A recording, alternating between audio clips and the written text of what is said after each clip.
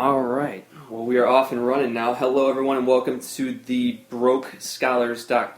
Poor. I wish. Broke was taken. PoorScholars.com podcast. Doesn't even matter. We'll just keep it going here. I'm sitting here with the creator, Scott Phillips. We're in his bedroom. It's a very intimate setting. It's wonderful. It's beautiful. Very colorful. Multiple colored pillowcases. Painting the scene for you here. It's very lovely. 7/8 of the way through Jordan Rules from assuming the umpteenth time by you? 2 or 3. Oh, okay. Let's give you some credit. But yeah, we're here to touch on a few things today. Obviously, if you're listening to this podcast, you've read the site, and we appreciate that. Hope you keep coming back. And anyways, Scott, so we didn't know how to do this, so we're figuring this out as we go. Why did we start the site?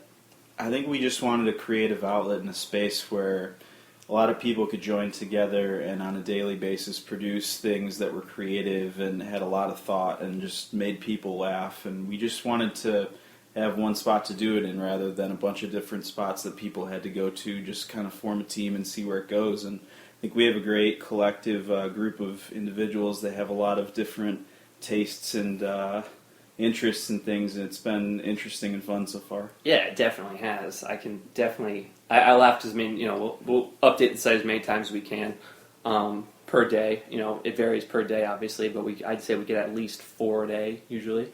And it's so far we're hoping to increase that in the near future.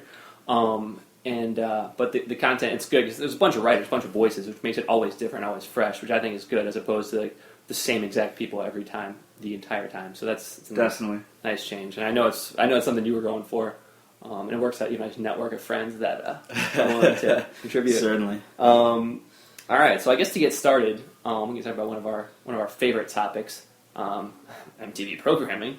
Yeah, definitely. But the new MTV show, I guess, it's kind of taken the place of a couple of shows. It's like the filler between Jersey Shore and I guess I don't even know if Teen Mom, 9 or 8 to whatever it is still on. I know it's canceled. I think it is. I've seen promos for it. I'm not really a fan, or I don't know many people that are, but it's still on and going and churning out and doing its thing. Exactly. I mean, nothing like a good train wreck.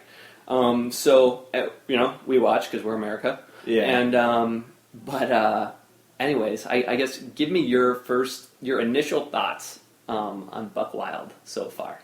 Buckwild is hilarious to me. Just, I don't know, it made me laugh from the pilot episode for the simple reason of just being so stupid and unbelievable in not only the characters but the dialogue, the setting, just everything involved. It's just absolutely insane from the moment it starts. I can't even begin to talk about Shane or the way that he talks or just his actions. He's just such a good old boy and stuck in his ways and country.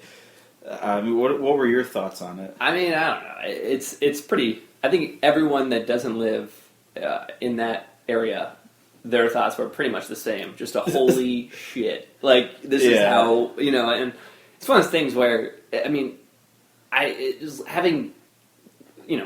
currently we're in Chicago right now. Yeah. So, I mean, West Virginia, rural, it seems, West Virginia, is just so far outside that element as opposed to a metropolitan city. And it's hilarious to watch, and there's a certain charm to it because it seems like they're kind of naive in a way, but then at the same time, it's just young people being stupid, making mistakes, and not giving a shit. Like, they don't care at all. Oh, definitely not. I mean, the core MTV element is just get a bunch of young and naive people and a bunch of alcohol and see what happens. It's a recipe for success in my mind, just for garbage filler television. It's absolutely perfect with Buckwild. It's so hilarious.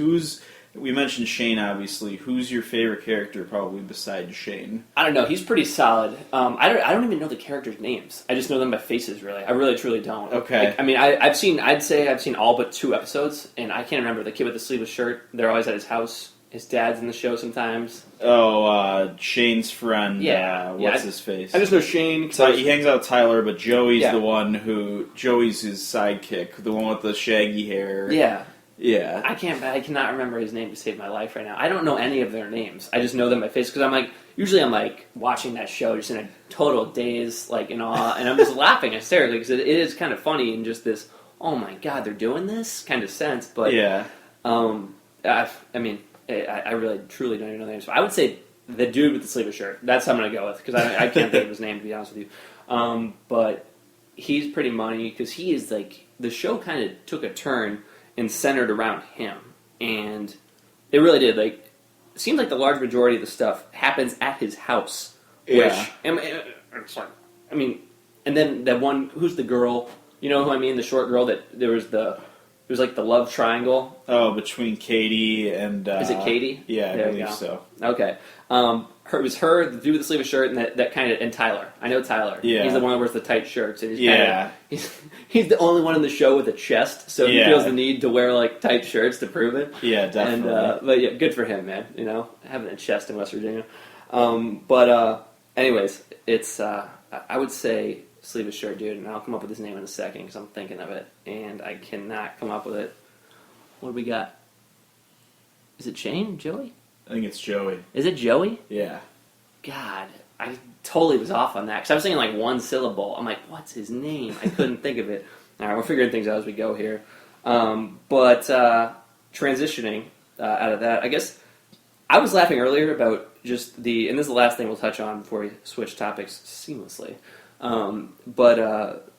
Buckwild, the state of West Virginia as a whole, when it comes to MTV programming. Oh, it's just a fertile breeding ground for it's their like, they just call shows. that the studio? Like, I mean, honestly. They gotta have an MTV West Appalachia. I mean, what do you call the offices there? I mean, there's gotta be like some kind of sub-region office where they... I know. And where is like the location where they take like expensive clients? Like, do they go to Nashville? Is that their exotic locale where they go for like a weekend getaway? I know. There's so many questions I have for honest to God. Office. Like, do you think, like, it's kind of the perfect, that shows the perfect medium, though, kind of the perfect solution to losing Jersey Shore, which totally ran its course. And, oh, definitely. I mean, those people... Stick a fucking fork in it. Yeah, and they're millionaires, and they were pretending to be, Yeah. The first season was, unadulterated stupidity, and... In the second season, they were too drunk, and it was... right after season 1, essentially. Was that the one where they were in Miami? Yeah. But then I heard they were watching season 1 or season basically it was what's her name, Ron, and what's her name, Sam. Yeah. Were watching. I heard that those two were watching themselves like on TV, like they were sneaking to places and watching that like the show as it was airing, and realizing Ron was cheating on her the whole time. So like when she was like inexplicably not talking to Ron like during episodes for like. No, I get that, but it's so fucked. I don't know.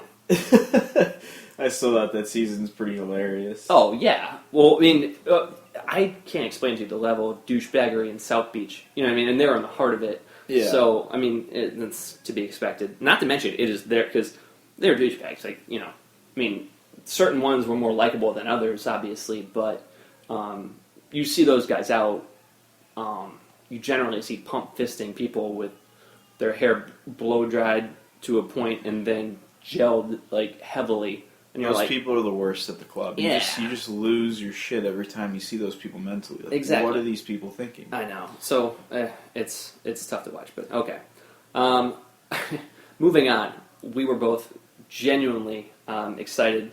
I think I just grabbed a tweet and then texted you immediately when I saw this. I think it was from, I don't even know if it was from Variety or something like that.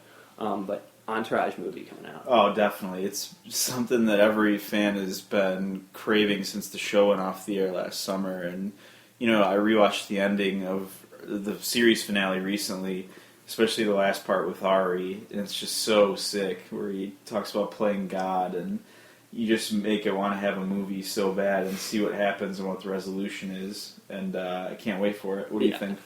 I'm excited for it. And just I don't know. I guess it's kind of going to be. I'm just thinking of how this is the Sex and the City pattern. You know what I mean? Of like have definitely a hit show, then have a hit HBO show, and then make a movie.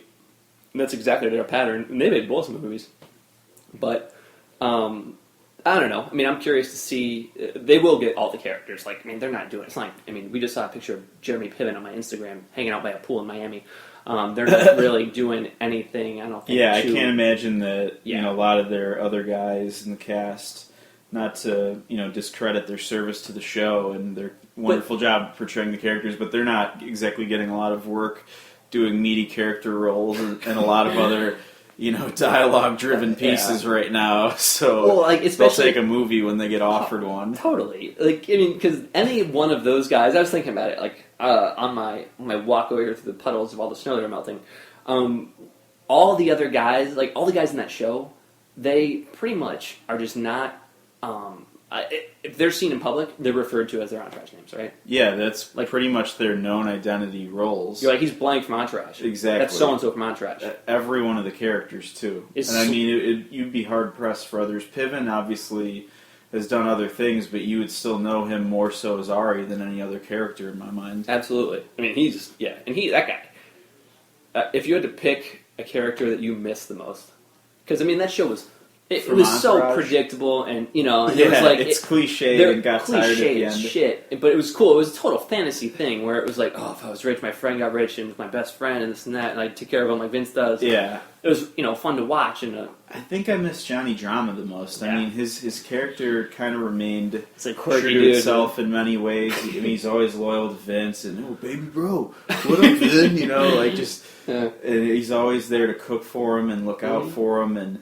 I just loved his one-liners where he would drop a roll in Pacific Blue and I did a character bit and this his IMDb page, his fake one, is just fascinating and hilarious. And those one-liners coupled with his bits of just incessant rage when something would go against him, whether it was smashing his golf club on a car or just. Going ham on a producer or someone who disrespected him in some minute way. He was the best. I agree. I really miss Johnny Drama quite a bit. I agree, man. That guy's lovable. Because I'm not gonna lie, he would be my first choice, no doubt. But just to bring up another character, Ari Gold. It's tough not to like. You know what I mean? Just definitely his just total mistreatment of Lloyd. And how he's going to treat him over the course of because Lloyd's an agent now. Yeah. And so we'll see I'm curious to see if they keep Lloyd as an agent or they're going to work Johnny Drama in more because I think they're trying to retain Lloyd from what I've read. They have to. They have to. Lloyd's a big part of it from season 2 on. Well, he's Johnny Drama's agent now. Yeah, definitely. He's got to be in there in some way, shape, or form, if not a main character, I'd say. Oh, for sure. And I wonder, you're right, it's a big question. Are they going to give him some role in Ari's company if Ari is taken over, as the head honcho? What's Lloyd's role in this? Or does he become Vince's agent? That's also a big turn of events. Yeah, because Vince will be very much a free agent. Yeah. And Lloyd would be a natural transition. He was family, quote unquote. Right? Exactly, and Johnny's career has obviously taken a resurgence. And you wonder if Eric has taken on more management. Well, no, remember, wasn't Eric going to New York with Sloane? She's pregnant. Yeah, but she was so hot, man. It angers me that ended up the way it was, just because he would have no shot in hell. Dude, come on, you're preaching. I know. Well, Jamie Lynn Sigler and Turtle. Come on, dude. That happened in real for life. A while. I know, that was even more fucked up. I never wanted Turtle to really succeed. I kind of liked him as the lovable loser that was very loyal as well. I liked their loyalty as their character trait above their own drive and I understand their drive and ambition, but it didn't necessarily have to cultivate in both of them succeeding, and it just kind of, I don't know, irked me a bit. You didn't think Lim Hose was going to work out? No, never. It was just come on. And then the tequila, and Turtle's trying to cry on screen. It's oh, that was bad. Yeah, I was come on. No, he tried to cry on screen at the airport. Right? Yeah, that was bad. That was just. That made me you looked around you felt like you needed it. It was really awkward. It's tough to watch. I give him credit for trying to write an arc for him, but it just no one wants to watch that given what the show is best for, and that was their adventures as a group and their surrounding of Vince and their loyalty and devotion into preserving his career and his integrity and his career basically. So well, I think to be fair, no one on that show. Watching those final episodes, before the final season came out, They had like those episodes or I think it was the final episodes or final seasons. You know how they have those ones talking about like, oh, this is the end, and everyone was they had one of those. Yeah. Everybody was like, I had no fucking clue that this thing was going to go. How many? 7 seasons? It was because there was like 7 or 8. It was like 7 or 8 because there was like a couple of 2-parters, I think. But like definitely. But I mean, everyone was like, I had no clue whatsoever that it was going to go this long. We really didn't think it was going to happen. So, I mean, we'll see how it goes. But I'm excited for it, though. I mean, it's because it's just one of those things, you kind of miss the characters. Definitely. You just want to see them doing something, and hopefully there's some laughs out of it. Yeah. Here's my thing with it. When Sex and the City came out as a movie, women, like, got together, and they, like, dressed up and got all, like, together. And drank and did stuff in the show, like, are there going to be, like, bros waiting in line pounding, like, natty lights? Definitely. Just, like, spitting out Entourage lines? And totally are. I hope so. I hope there's some effort to match that. Yeah, I think there will be. Yeah, I think there definitely will be. There were some definite Carrie Bradshaws in line at that thing. Jesus. And all those poor people that moved to New York thinking they could just write for a living, and I can't even fucking do that in Chicago, so I can't imagine doing it in New York. All right, well, I guess making another seamless transition here, heading into the All-Star Weekend next weekend. Absolutely. Love the NBA. I'm surprised you didn't hear this one. We were both talking about, I asked you before this, because I know you've done a lot of basketball traveling in your day. I asked if you had ever been to an NBA All-Star game. You haven't. No, sir. It would be a good man to talk to about this is our man, David Mariotti. Yeah, our guy Mookie. He's a big NBA guy. I know he's been to to a few All-Star games. And I think his buddy's an agent or something, so he just goes to all these parties and shit, and it sounds like a great time. But you have to have like a way in. That's my thing. You know what I mean? I don't get the feel that you got to work, and it's a big networking weekend. Just like the Final Four is a huge networking weekend, and where a lot of coaching searches in college basketball get done. Yeah, no, for sure. But it's funny because, like, I think if I went to the NBA All-Star game, I would be so fucking lost. Oh, it's described as the Black Super Bowl by a lot of people. Totally is. It's like Memorial Day on South Beach. I mean, that's you know what I mean. I think who was it? I think Dontrell Willis got a thing there for pissing outside of his Bentley, and then like J.R. Smith got arrested there last year. I think. So it's similar thing. But anyways, things like that happen. That does happen, but I don't know. I think it's something that it'd be fun to go do. You have to have a way in though. You'd have to have good tickets, I feel, and especially for the dunk contest, 3-point. But not even that, like the parties and shit. Yeah, definitely. I mean, that'd be cool, but as just like a fan, I'm sure it'd be fun to go to like the conventions and stuff that they have, and I'm sure they have guest speakers and panels stuff. Yeah, but if you can somehow finagle your way into a party or two, that'd be super legit. Did you see those guys in the Super Bowl today that snuck, or the guys in Deadspin that snuck into the Super Bowl? No, I didn't get a chance to see that. Crazy. Like, 2 Savannah State students come out with a documentary. They literally walked into the Super Bowl. Like, they took a long way and, like, went through these back routes and stuff, and no security. It was really kind of terrifying, because they were talking about how there's 70 different law enforcement agencies covering the Super Bowl, and you wonder, like, the power goes out. These guys fucking strolled in. Like, I think the biggest thing they did to, like, cover their ass was carry a cooler. Act like they were carrying a cooler. Which could have been anything, really. Exactly. It's a little scary. It's crazy, but props to them for having the balls to do it, because that's pretty crazy. Yeah, it's a ballsy move. Really Definitely. Not worth it at the end of the day for me, but anyways. All right, but more importantly, the main event of All-Star Weekend is the dunk contest. Absolutely. And your boy is in it.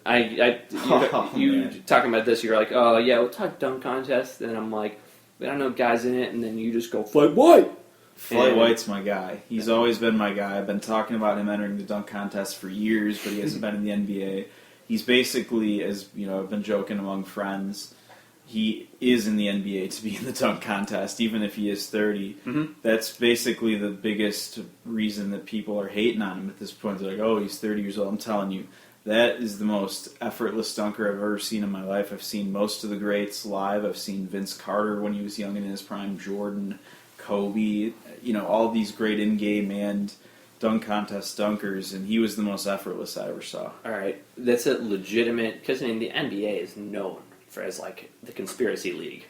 So is James White in the dunk contest this year? Is he in the NBA this year because of the dunk contest? No, I feel as though no, I don't put anything past Stern. He had a great career at Cincinnati. He was a solid 4-year player for a very good Bearcats program in that early 2000s period that produced a lot of NBA players. Mm-hmm. Paid his dues in Europe and all sorts of minor leagues, and he's a veteran player who's definitely earned a rotation spot in a league that's now starved for league minimum players with these new luxury tax enforcements. Yeah. So, a guy like him being in the league is not surprising. He's had cups of coffee before here and there, and most notably with the Spurs. Mm-hmm. But seeing him stick on a team like the Knicks is a testament to his hard work, not only, obviously, as his athletic ability will be displayed in the dunk contest, but just his presence as a player has improved so much that he's had the full year on the Knicks. So kudos to him. Hope he does well in the dunk contest.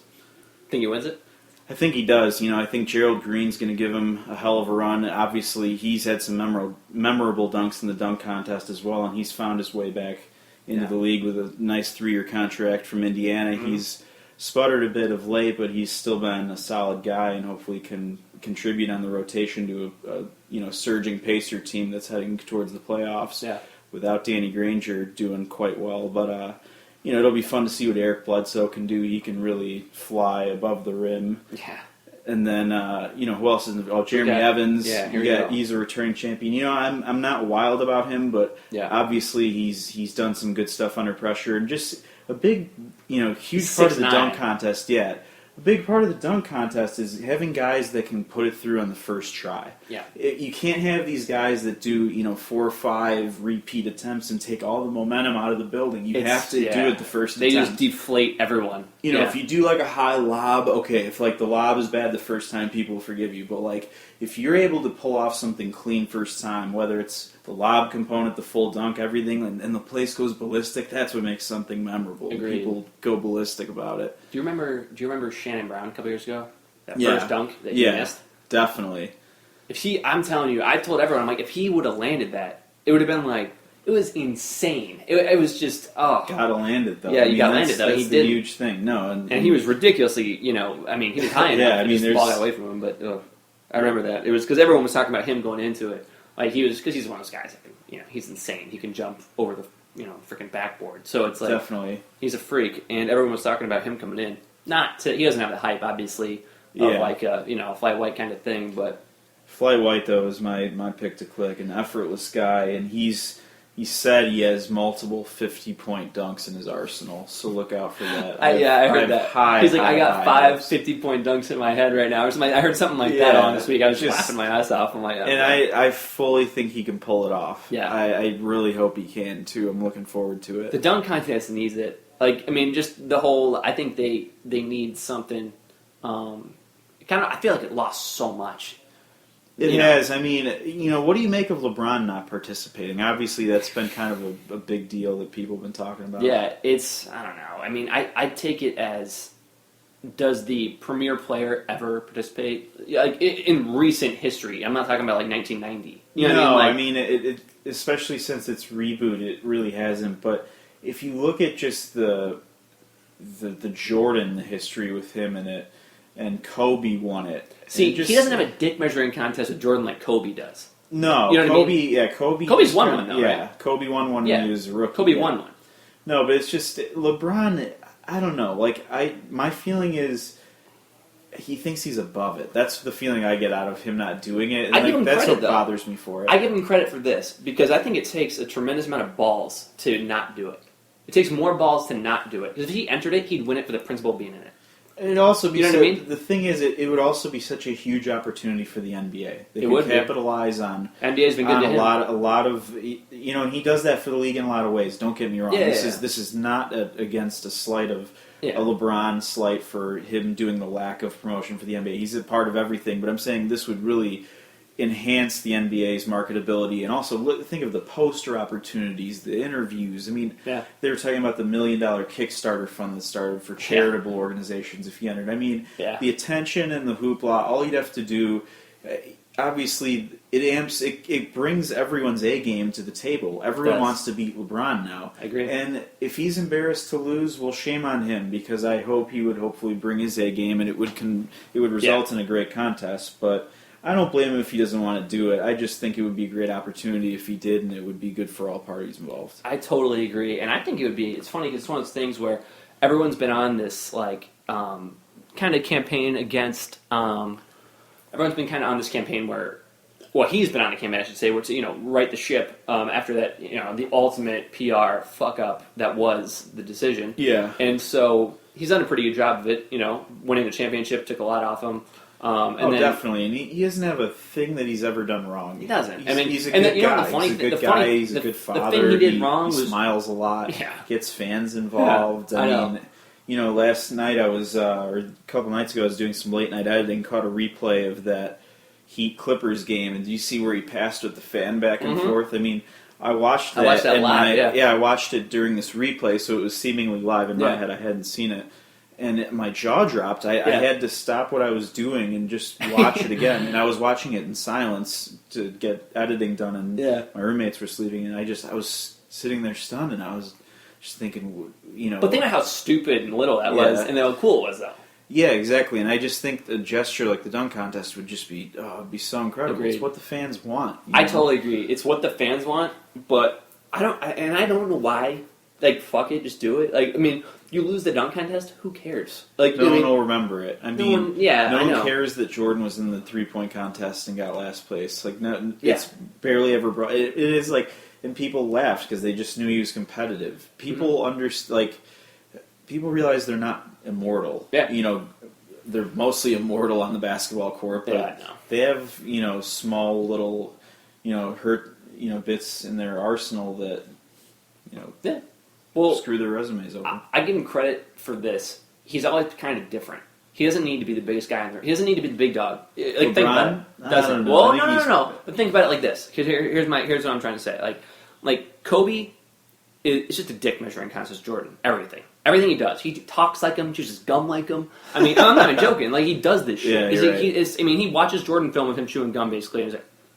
It literally talks like him. All of a sudden, he came in that one year was talking like Michael Jordan. I'm like, what the fuck is going on?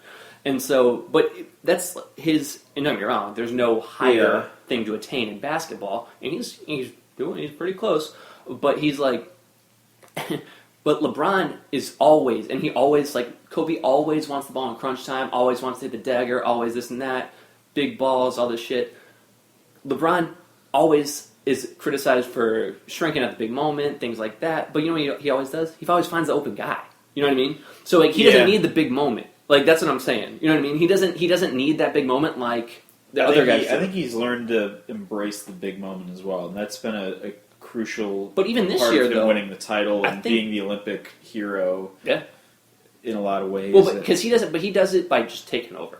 Give me the fucking ball. Playoff time. He does so much right now. It's ridiculous. It's unbelievable. The 5 games of 30 or more points with 60% or more field goal. I didn't see his percentage was today, but it was over 60 again. Was it? Yeah. Dude, it was 71% over 4 games before it, and so today was over 60. Insane. He just gets to the rim at will, and there's any kind of transition or momentum. But he's shooting 42% from 3. Yeah, that too. And the thing is, he's being selective with it. He's not taking stupid shots. He's being smart. He's punishing people down low. Mm-hmm. As a transition player, like I said, he's just devastating with his run and jump ability and how big he is, how he finishes through contact, his strength, his ability to find open guys, especially for corner threes, is outstanding. His ability to initiate pick and roll, it's all astounding to watch. I saw something. Just Ray Allen can't hit anything. No, he is ice cold. He was 4 of 28. Yeah, and it might have even gone more, but that was within the game. Kobe that stuck with me. I saw Kobe was 1 of 28 from 3 since January 20th coming into the game. Yeah, and that's part of it is tired legs. These guys are now a little older. They're starting to hit the midway point in the season where we've had multiple weeks of sustained 4 and 5 games a night, or 4 or 5 games in a week stretches with back-to-backs and road trips, and there's a lot of tired legs and a lot of guys that need ice baths, and right now they're not getting as much lift on their jumpers. It's not surprising, but they'll both be back for the swing of things by the playoffs. I have no doubt they'll be in just insane. They're all machines, and Kobe just needs to go to Germany and get more plastic surgery. Just spin that blood. All right, hang on, let's see here. I think we're going for a part 2 here. We did not know how long it's going to be, but we're way over, so we will go to part 2. Join us on the flip side. All right.